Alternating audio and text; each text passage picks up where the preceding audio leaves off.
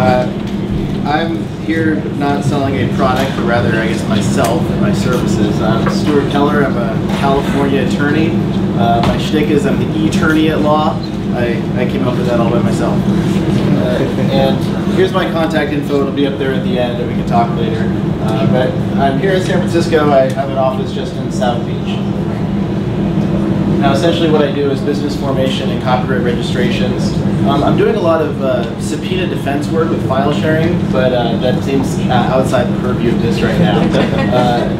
But as far as for people here, a lot of startup issues, especially with copyrights, trademarks. I've already seen a lot of TMs on things, so people are already thinking about it, which is good. Now, I'm just going to give you some information. Hopefully it'll be a little bit entertaining. Now, essentially, copyright law requires only two things. You have something copyrighted automatically in the United States if it's creative and it's fixed. If it's creative, it could be anything above alphabetizing a phone book. And if it's fixed, it's concrete. It's on a piece of paper. It's actually a design on fabric, or it's readable by a machine, like software. Now, here are just some examples of fixation, and actually I try to tailor this to the fashion industry because FASHIONTECHSF. Do you guys recognize the pattern on the left? Yeah, definitely copyrightable, and it also has some trade dress. We'll talk about that in a little bit. But patterns are definitely copyrightable. They're creative, and boom, they're physical. They're fixed on a tangible medium. Now, there's a problem because designs sometimes can't themselves be copyrightable. The issue is that clothes generally are functional. They perform the function of making you not naked. And there are only so many ways to make you not naked. So with pants, generally they have two legs and they go around your waist. So as you can see, these are different examples of that, and you have an issue here where the idea of pants, these two things that go on your legs, go around your waist, it can only be expressed so many ways. So maybe there's a little bit of merger where you don't have individual copyrightable expression, but hey, they're all just the idea of things that go around your waist, down your legs. Also, there's an issue, like I said, it's useful, so it merges with patents. So you'll find a lot more traction with your fashion designs if you focus on patterns rather than just the function of the item, the shape of it. Now, trademark law is my favorite area of law. It's also your favorite area, and you might not even know it. The reason for that is that it's a source identifier. It's any word, name, symbol, or device, which is a very general term on purpose, used to distinguish sources of goods. It tells you where they came from, and it's a concrete way of telling you where they came from. But with you and I and everyone else in the fashion industry, it means a lot more. It's a social distinguisher and identifier. There's a social distinction between Gap and Coach, or between American Apparel and Gucci, or between Valve Software, which has nothing to do with Levi's jeans. But really, a lot of people, they use their clothes not only to be clothed, but also to tell people without telling them verbally where they see themselves socially, societally, and so trademarks convey those dual meanings, where they got their stuff and what they're trying to say with their stuff.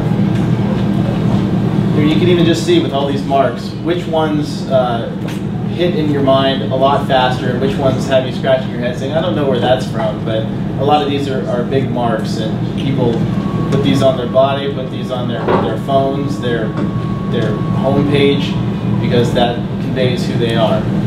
So, you might recognize some of those. Now, this is something that we could talk about it later, but when you're choosing a word mark for your product, a lot of people, they think about a new product. They don't know what they want to call it yet, but then they think, oh, it does these two things, let's name it those two words, and then, yeah, see, it's already pretty funny because with this stuff, a lot of people will want to just name their stuff the item itself, and you can't do this. A trademark cannot be the name of the item that it is, otherwise, yeah, the first guy to come up with chair brand chairs will own all chairs, so you're going to have to call that something else, I don't know. 4-peg seating apparatus.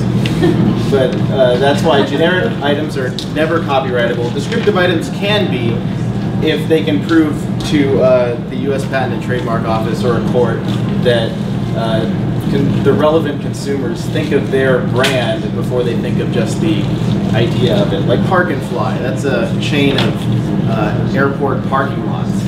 And some other places were trying to call themselves Park and Fly, saying, hey, you park there and then you go to the airport and you fly somewhere. These guys are saying, no, no, no. When you see Park and Fly, you think of our brand. We're Park and Fly. And I think that Park and Fly won that case, didn't they? And Park and Fly lost. Is that right? Yeah, okay. So Park and Fly was descriptive because they said, hey, when people think about that, they think of an actual brand. Now, here's what I recommend people name their product or service when they come up with something. They should have something that's either suggestive, arbitrary, or fanciful. Suggestive marks are pretty strong. Greyhound buses, they call themselves Greyhound because they're trying to suggest to you, they're trying to suggest that they're a fast way of getting you from point A to point B. Whether they actually follow through with that is another issue altogether. But arbitrary trademarks they're fun. They're a real word that exists, but they have nothing to do with the thing that they're named for. Such as you can't have computer brand computers, but you can't have Apple computers. Before Apple came along, computers weren't made of apples. They still aren't, but they're called Apple computers. And it's arbitrary because Apple has nothing to do with computers. Anyways, fanciful marks are ones that are completely made up. It's a word that doesn't exist. And it could be used for anything. Kodak and Xerox are examples. Google's kind of an example. There's actually a secondary issue with this. With fanciful marks, if they're so powerful, sometimes they undergo a thing called genericide, where they become the generic term or something. You know, you say, pass me a Kleenex. Or you say, hey, can you make me a Xerox of something? But I don't have a Xerox machine, I have an HP copy machine.